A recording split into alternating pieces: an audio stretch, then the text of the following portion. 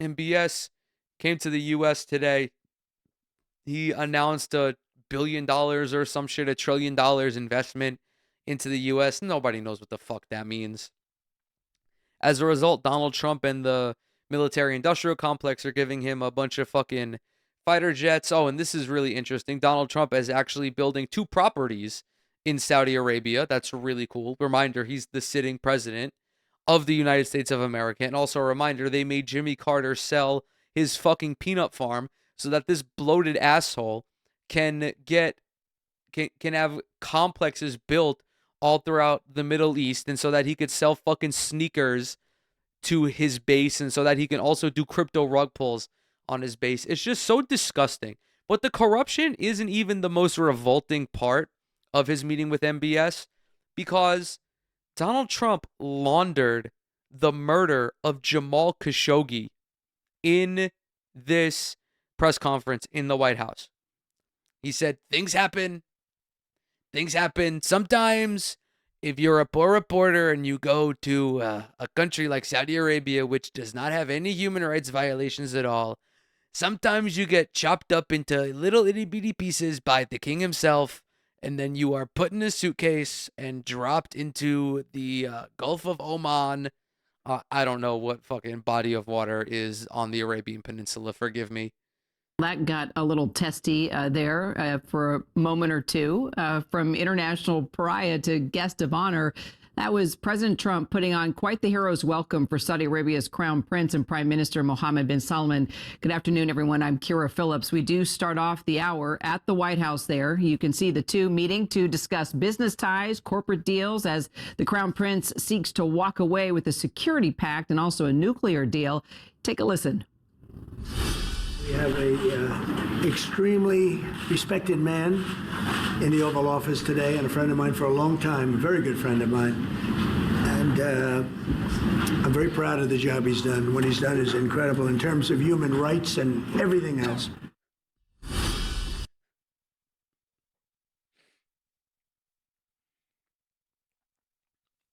I think the only country that has, okay, no, not the only country, but when we're talking about like the Mount Rushmore of human rights violators, Saudi Arabia and the US are both up there. I mean, Saudi Arabia is just fucking doing war crimes in Yemen at fucking will.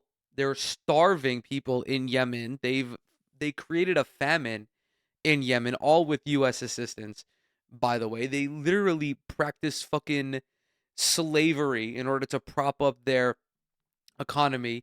Their stance on social issues, whether that be homosexuality or being trans, it's fucking just horrible. Being a woman, it's all just horrible. And yet Donald Trump is sitting in the Oval Office saying Mohammed bin Salman is doing incredible things in regards to human rights.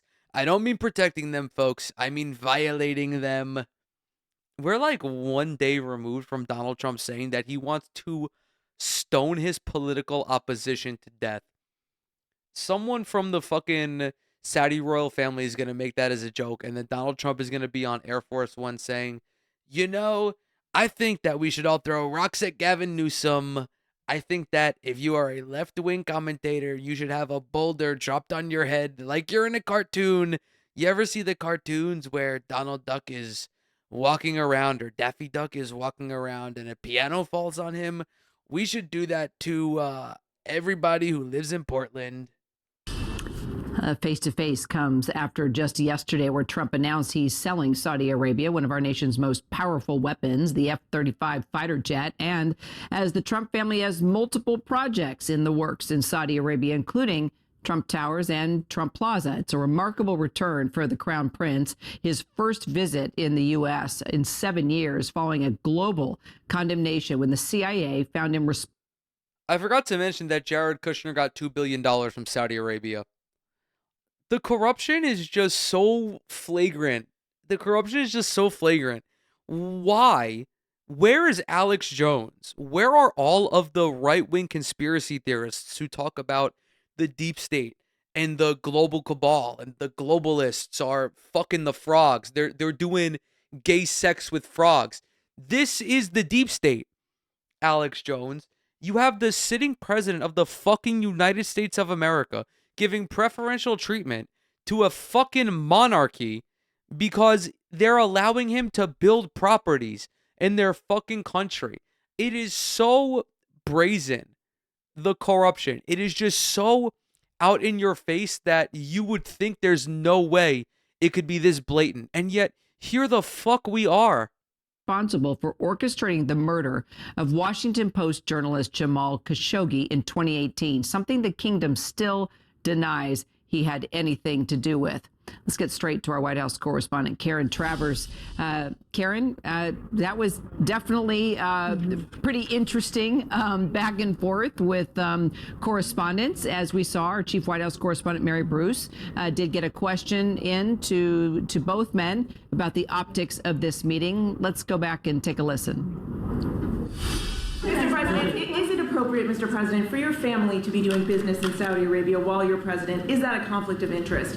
And Your Royal Highness, the U.S. intelligence concluded that you orchestrated the brutal murder of a journalist. 9/11 families are furious that you are here in the Oval Office.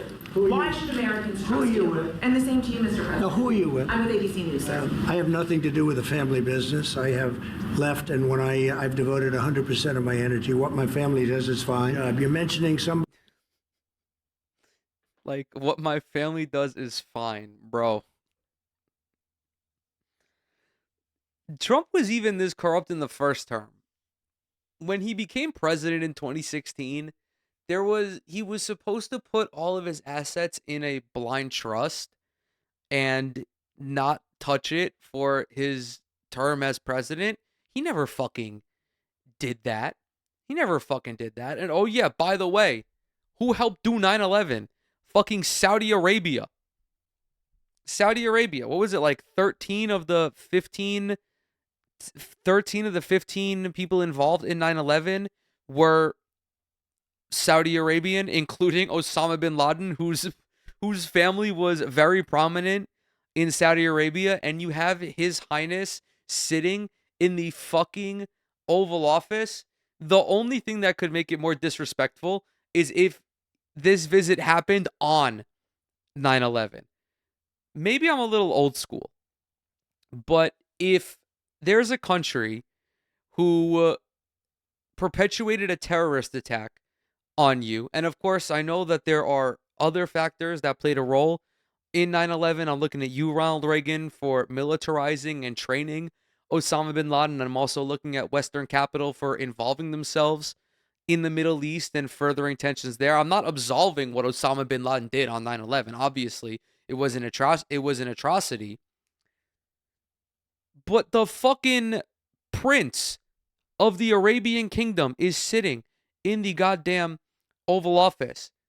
And that's before we start talking about the murder that he facilitated. That was extremely controversial. A lot of people didn't like that gentleman that you're talking about. Whether you like him or didn't like him, things happen, but he knew nothing about it, and we can leave it at that. So here's the thing. I don't like Tucker Carlson. I don't like Sean Hannity. I don't like Ben Shapiro. I don't like any of these fucking losers. But I don't think that they should be fucking murdered, brutally murdered, chopped up by one of our allies. I don't think that the Prime Minister of Germany should execute any of these people for their quote-unquote controversial opinions. It would be deplorable. And if it were to happen and I were the sitting president, I would sever ties with that country. That's the difference between me and Donald Trump. And that's the difference between people on my side of the political spectrum and people who support this fucking freak. He's sitting in the goddamn Oval Office, basically condoning the murder of an American journalist for being a controversial figure. But of course, that's just the State Department talking point on controversial figures. Any controversial figure that has ever existed is a fucking threat to the United States. People like Ho Chi Minh and Che Guevara and Muammar Gaddafi and Fidel Castro. All of these people were controversial figures, undeniably. And the fucking US either successfully killed them or tried to successfully kill them 600 times. That's, of course, obviously Fidel Castro. It's so sickening that no one bats an eye at this. Oh boy. I mean, stunning moment, uncomfortable to hear. Clearly not true. Bits and pieces of what the president had to say. I mean, let's lay out the facts, Karen.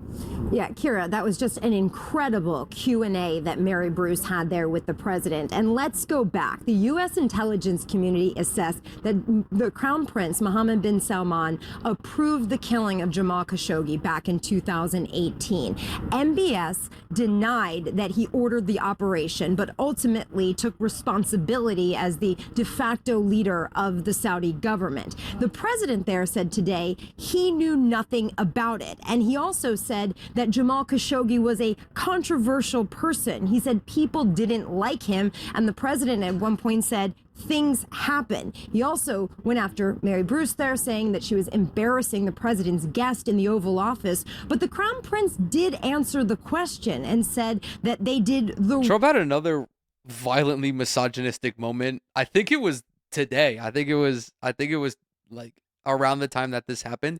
He was on Air Force One, and a female reporter asked him about the release of the Epstein files or something pertinent to the Epstein files, and he said, "Quiet piggy." Like, that is some otherworldly misogyny to just lash out for. Even if this were a male reporter, it would be so gross to say something like that to anybody. But a female reporter hearing that from the president of the United States, who most likely, or who has perpetuated crimes against women, like, that shit is frightening. It's frightening. Right things with investigating that, but clearly did not like the question. But Kira, it was remarkable to hear the president say that in direct contradiction to what the U.S. intelligence community concluded several years ago on the issue of the murder of Jamal Khashoggi. Right, and indeed. He was also pushed about his own personal ties with Saudi Arabia. Let's talk about his response there. Yeah, that was also an important question from Mary Bruce, asking about the family business that they're doing in Saudi Arabia. And Kira, the president said he has nothing to do with the family business and that the business has very little to do with Saudi Arabia. Now, just this week, the Trump Organization announced that they're developing a new project in the Maldives with a Saudi development company, one of their partners that they've been working with before. There are already 2 Trump Towers under the works in Saudi Arabia, in Jeddah and Riyadh, and another project underway in Saudi Arabia as well. So there are definitely business deals that they have been doing there. The president, though, saying that that is very little that they're doing in that country. In fact, Kira, he said we could be doing a lot more. Well, the president is clear. I need this guy to be impeached so badly, bro. I need him to get the fuck up out of here. I don't give a shit if JD Vance is worse than Donald Trump. JD Vance would not be able to take being president for more than 4 fucking days. He's such a wimpy little bitch that he would resign. He would resign from being president after a week, I think. And then lo and behold, we have Mike Johnson, who would also not be able to cut it as president because he's fucking 5'7". And do you really think the American people are gonna want a 5'7" inch tall president? No, it's 2025. Let's grow up. And I'm saying this as a 5'7" man myself. Like, oh my God, it's so gross. Really doing a lot more, announcing the sale of these fighter jets, these F-35s now. They'll be headed to Saudi. Yeah, the president announced this yesterday, sort of teasing the visit by the Saudi crown prince, saying that he had approved the sale of the F-35s. He was pushed on that, whether these are going to be the same things that the United States has given to Israel, and what does that mean for the sort of advantage that Israel has in the region. The president really didn't answer that question directly. But the other big issue, too, when it came to Israel was the push that the president is making for Saudi Arabia to join the Abraham Accords and normalize relations with Israel. The president has indicated a much more optimistic view of this, saying that he thinks that he will be able to get Saudi Arabia to join in. The crown prince said that they had discussed this. They talked about a positive outcome here, but the Saudis have also said that that is not something that they're willing to do until there is a clear path to Palestinian statehood, which right now, of course, Kira, the Israelis are not supportive of. So that is another big issue on the agenda. The other is the investment that the Saudis had promised back when the president visited Saudi Arabia in May. $600 billion of investment in the United States. You heard the president say there, Kira, he thinks he can get that to $1 trillion because of his close relationship with Mohammed bin Salman. All right. Do you guys ever hear him say, oh, this country is investing $39 bajillion into the country, and ask, what the fuck does that mean? What are these investments that he's talking about? Why doesn't he, like, ever expand on anything? Probably because it's just fucking bullshit. I don't think these countries are giving anything to the United States. And if they are, Donald Trump is selling them like parking meters in fucking Jacksonville, Florida, so that way they can just collect revenue off of that. Is it the Saudis who own all the parking meters in Chicago? I think it is.